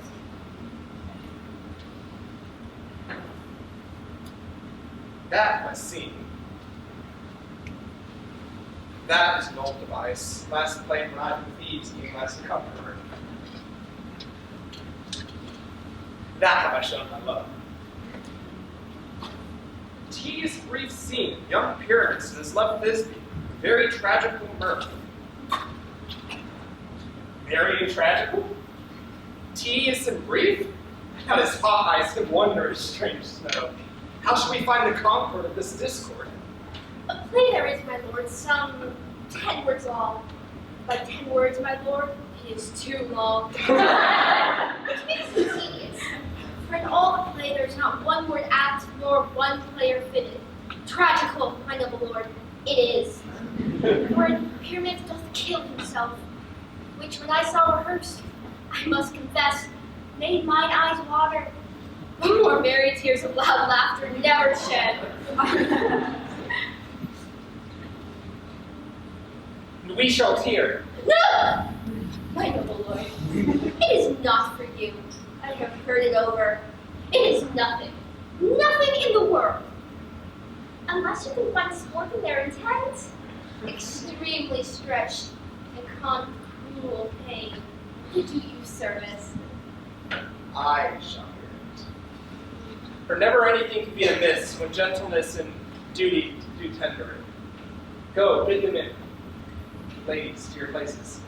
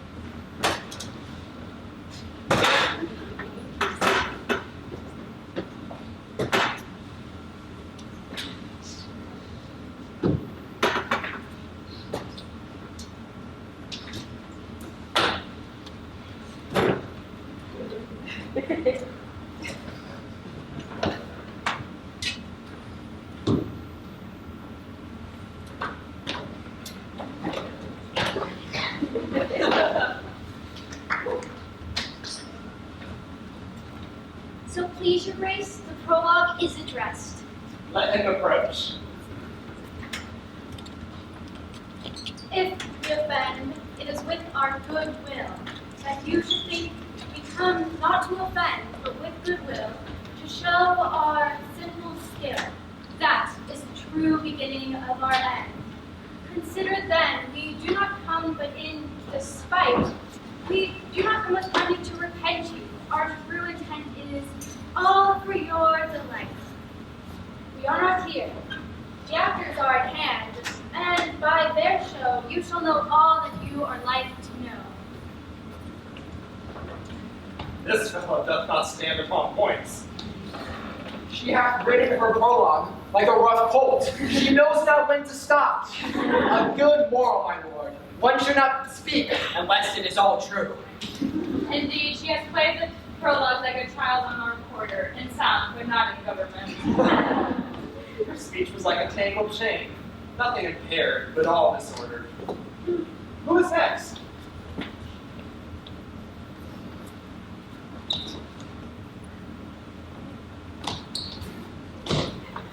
Gentles, perhaps you wonder at this show, but wonder on till truth make all things plain. This man is Pyramus, if you would know.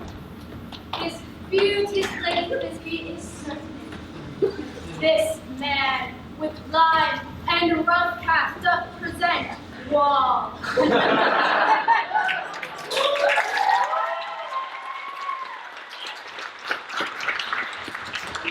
Walls chink, joy souls, they are content, whisper, at the which let no man wonder.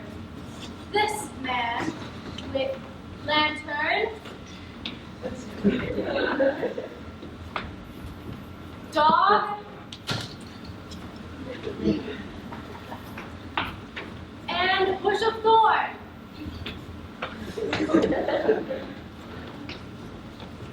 Presented moonshine, for by moonshine did these lovers think no scorn to meet at Ninus tomb, there to woo this grisly beast which lion hides by name.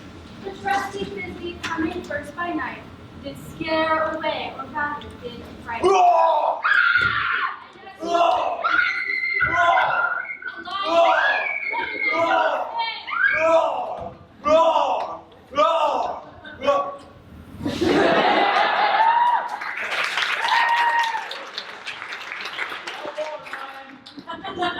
Anon comes Pyramus, sweet youth and tall, and finds his trusty Thisbe's mantle slain.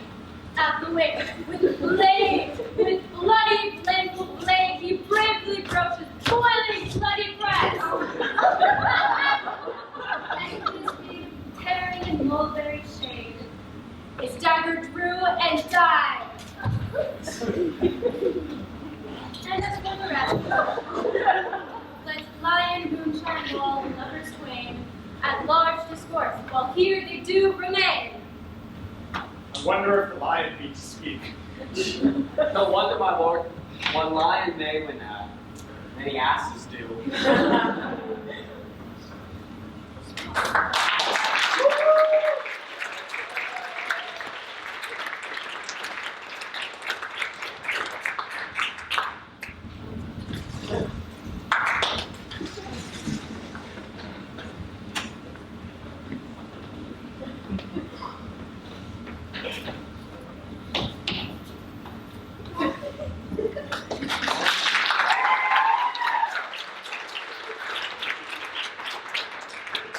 In this same interlude, it doth befall that I, one snout by name, doth present a wall.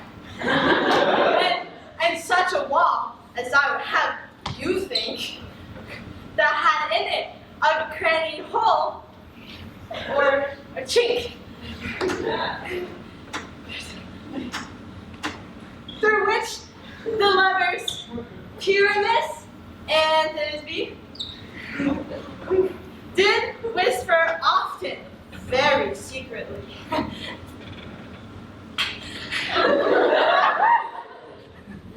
This loam, this rough cast, and this stone doth show that I and that same wall, the truth is so. And this, the cranny is bright and sinister, through which the fearful lovers are to whisper. Would you desire lion and hair to speak better? It is the wittiest perdition that ever I heard discourse, my lord. Silence, here comes this one. Oh, grim look at night, Oh, night with hue so black. Oh, night that ever art, day is not. Oh, night. Oh, night. Alack. Alack.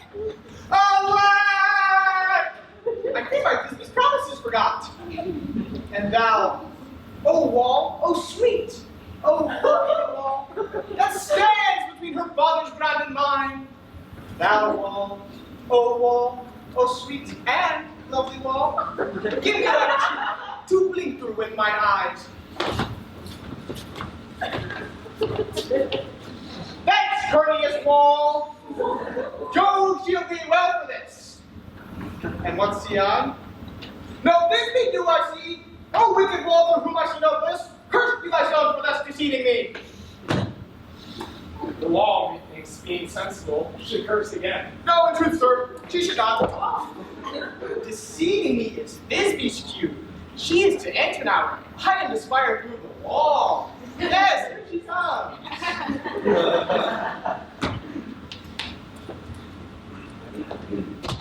Oh, wall, full often hast thou heard my nose, pardon my fair appearance. These lips have often kissed thy stones.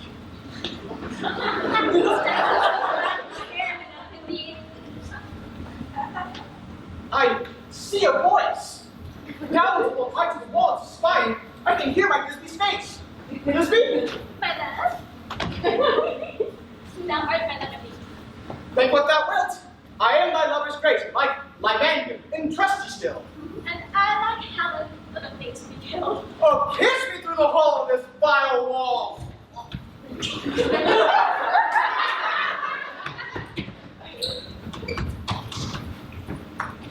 This wall's whole. Put your lips at all. Wilt thou that not ninnies to meet me straight away? 9 is 2. Tight life, tight death, I come without delay.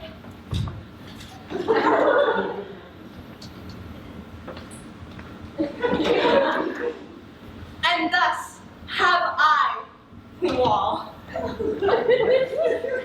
my part discharged so, and being done, thus wall away.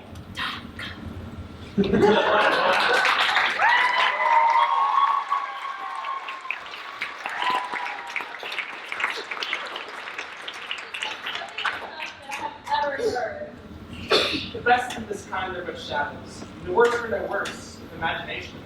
It must be your imagination then, and not theirs. We might imagine as well as them to say it themselves. They might yet prove to be excellent men.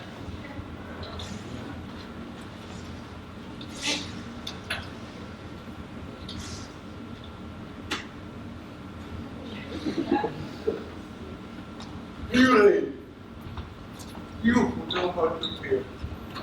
The God wants to know. The Christmas for and now the head was placed into the body. The lion rough the water creature just more. The other eye as the other hand. All I tell, nor else nor for the fighter from the right is right into this face to a pity on my way. Most gentle and courteous beast, very kind disposition. This lanthorn doth the horned moon present. He should have worn the horns on his head. No crescent is he, his horns are invisible within the circumference. This lanthorn doth the horned moon present. Myself, the man in the moon you seem to be. This is the worst error of all the rest. Man should be put into a lanthorn. How else is it the man in the moon? He dares not come there for the candle, but you see, it is already in snuff. I am weary of this moon, which she would change. All that I have to say is to tell you that this lanthorn is the moon. Myself, the man in the moon. This thorn bush, my thorn bush, and this dog, my dog.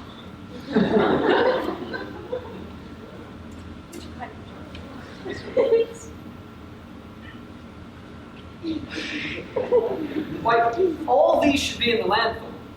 For all these are in the moon.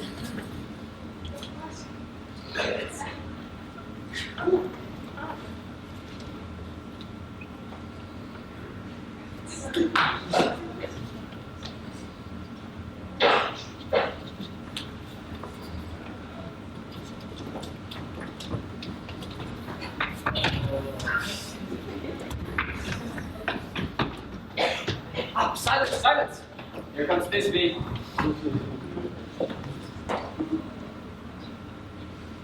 This is old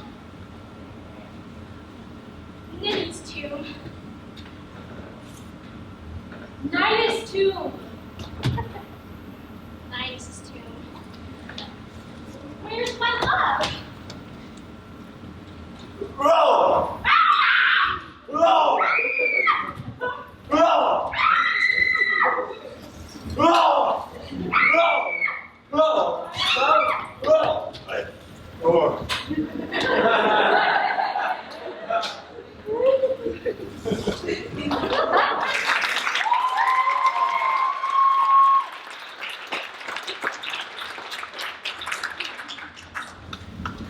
Well, roaring lion.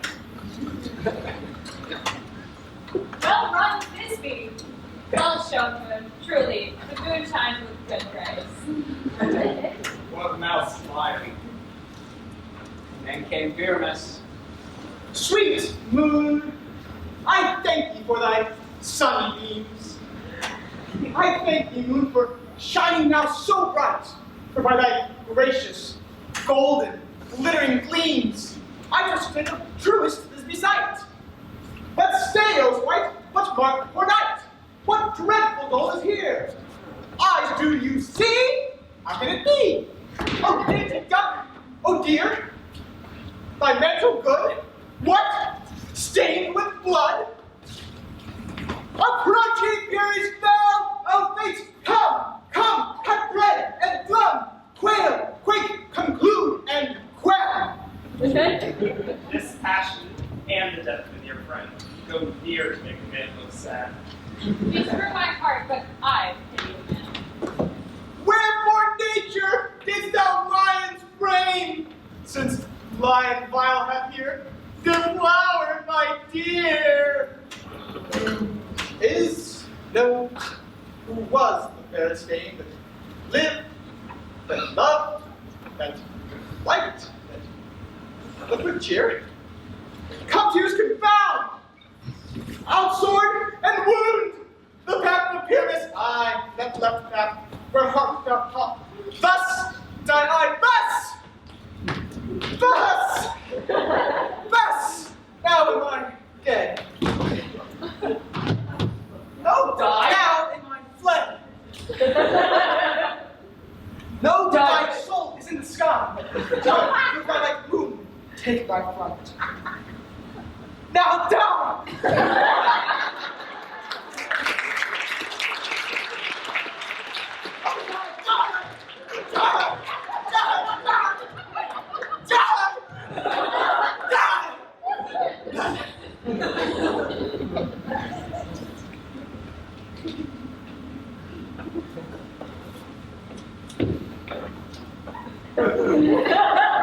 No die!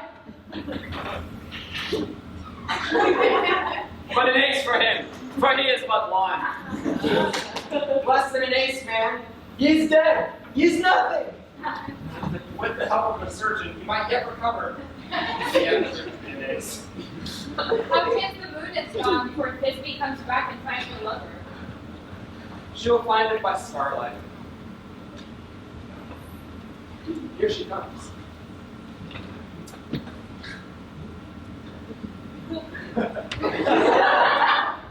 Asleep, my love? What, dead, my dove? Oh, Pyramus. Arise! Speak. Speak! Quite done. Dead? Dead! The tomb was covered with his big eyes.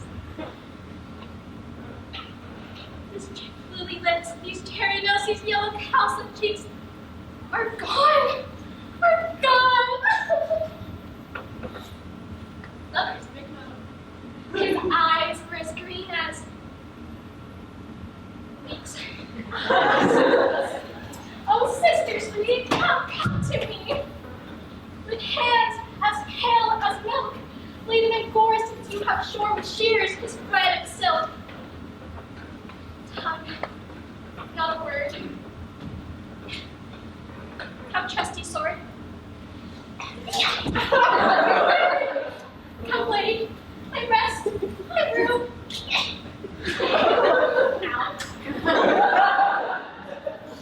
Farewell, friends. Thus this be ends. Adieu. Adieu. Adieu.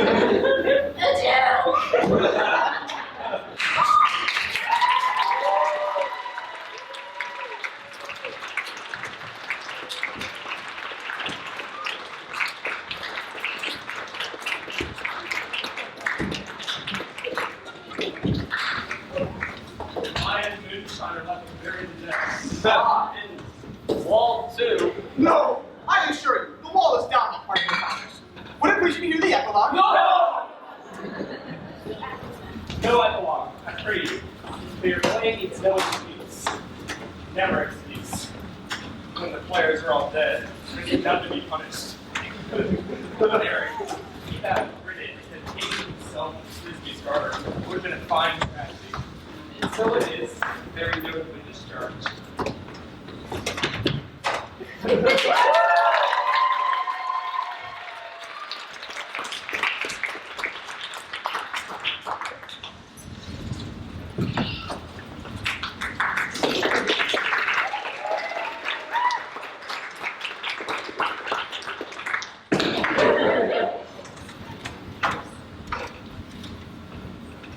The iron tub at midnight hath told 12.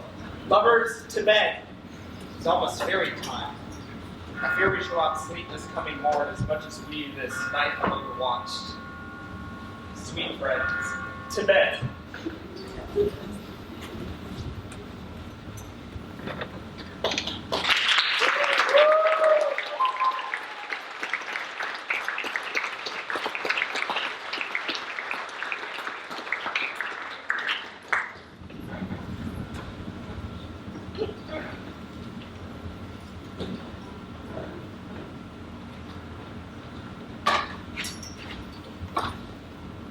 Now the hungry lion roars, and the wolf the howls the gloom, whilst the sleeping cloud snores, all weary task foregone.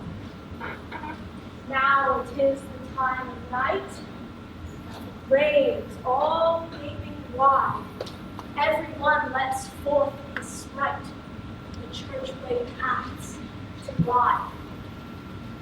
Now the wasting brands do glow, whilst the screech owl, screeching loud, puts that wretch that lies in woe in remembrance of a shroud. And we, the fairies, that do run by the triple-headed's team from the presence of the sun, know not frolic. But I am sent with a broom full to sweep the dust behind the door.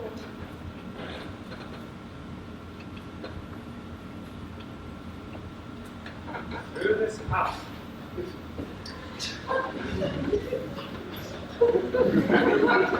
Through this house give glimmering lights when it dead and drowsy fire. Every elf and fairy sprite, hot as light as heard from pride. And this ditty, after, sing and dance tribute. First, rehearse your song by rote, to each word a warbling note. Hand in hand with fairy grace, will we sing and bless this place.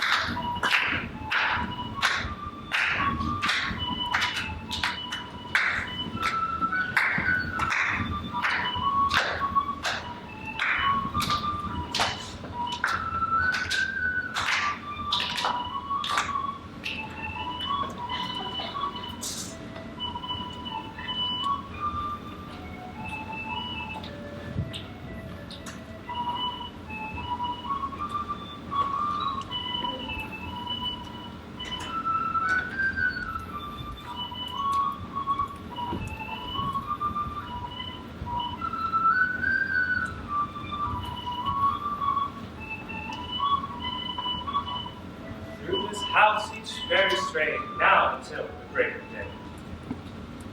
The best bride bed will be, and bios shall bless indeed, and the issue there creates ever shall be fortunate. And so shall all the lovers free, ever true and loving be, and the lot of nature's hand shall never in their issue stand. Their role no head to a scar, no mark religious as are, spice and activity shall not their children be. With this field to concentrate, every fairy take his gate. And each several change of blessed through the palace will sweet peace. And the owner of the place shall in the safety rest.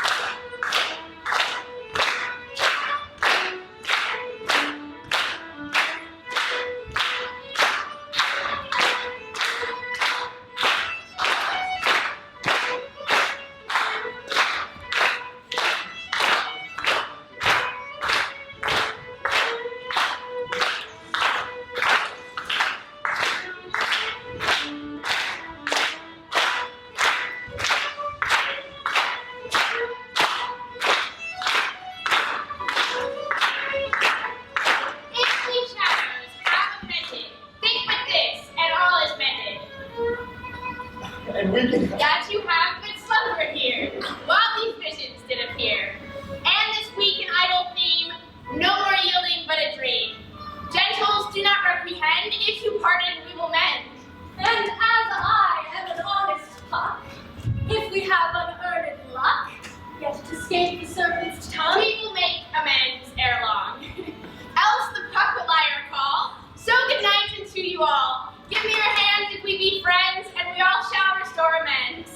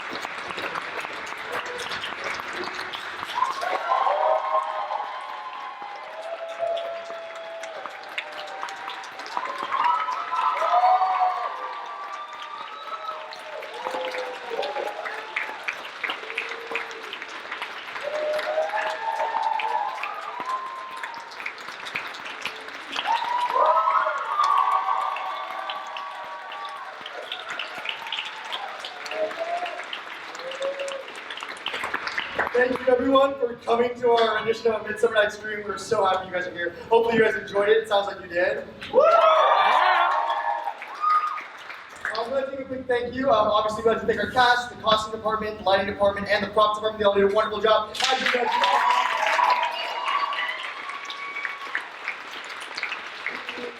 We'd also like to give thanks to everyone in the toy office, Anna Glenn, Emily Martin, and Dr. Ijan, who was in the audience right now. All of their help was such immensely wonderful for this production of the show. So give them a round of applause.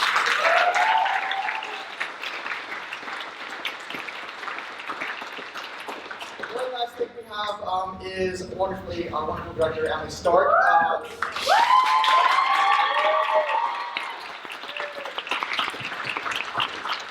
Before I came on as the director, she did all the adaptations for the entire script, so this is her adaptation of A Midsummer Night's Dream. So give her a round of applause. It's not easy, guys.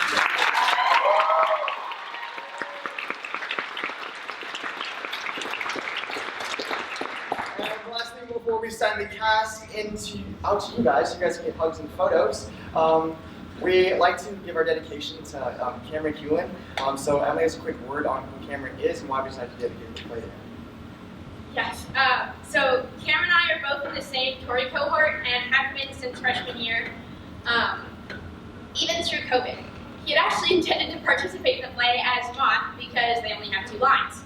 He didn't end up having time, but I've been thinking about that throughout the show. This was especially the case in October when an MRI revealed a tennis ball-sized tumor in Cam's brain. Less than a week later, doctors confirmed that it was a very aggressive form of cancer. I'm using the past tense because December 1st, just a few days ago, his doctors successfully removed all but 5% of the cancer, and they believe the rest can be removed with radiation and chemotherapy. I'm happy to tell you that Cam is alert, engaged, and walking.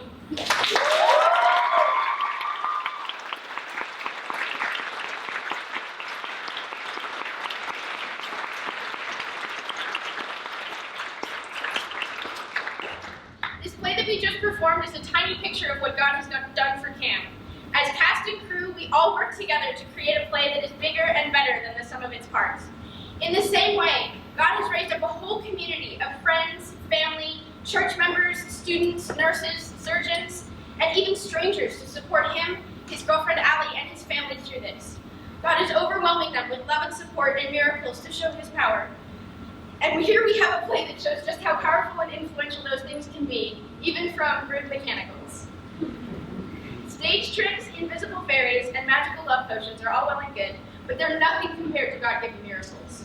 So we are dedicating this play to Cam, and we ask that you all pray for his continued healing and demonstrations of God's miraculous power. Thank you so much again for coming, and sweet dreams tonight.